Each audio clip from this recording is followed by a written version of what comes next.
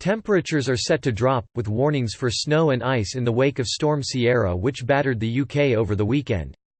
The Met Office has issued yellow warnings for wind and snow for most of Scotland and said disruption was likely for commuters on higher routes. The warnings are in place from midnight on Sunday until midnight on Tuesday.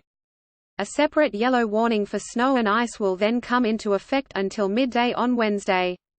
Named by the Met Office on Wednesday, Storm Ciara tracked eastwards across the UK and Ireland over the weekend. The storm brought wind speeds in excess of 80 miles per hour, while heavy rain led to flooding and damage to property over the weekend. In the Scottish borders, the front of a guest house collapsed in Hawick after the building's foundations were swept away by the River Teviot. Police said no one was injured in the incident and a cordon had been placed around the building. The Scottish Environmental Protection Agency warned of a further flooding risk after several rivers in the south of Scotland burst their banks on Sunday. Nigel Goody, SEPA's duty flood manager, said Storm Ciara had brought a dangerous combination of high tides, high storm surges and high inshore waves across coastal areas.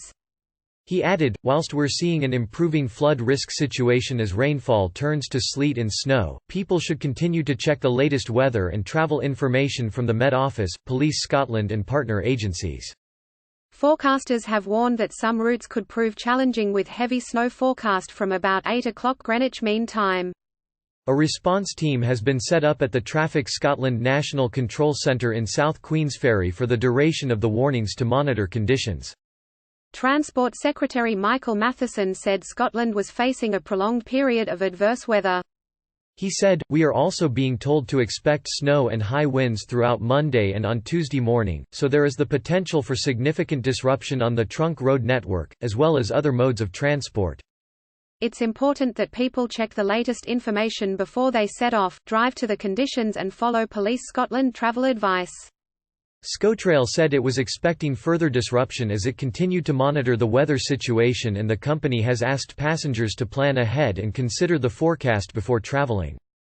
A spokeswoman said, "We are doing all we can to keep our customers moving during some very challenging conditions. We ask that customers keep an eye on our website, app or Twitter feed for live updates."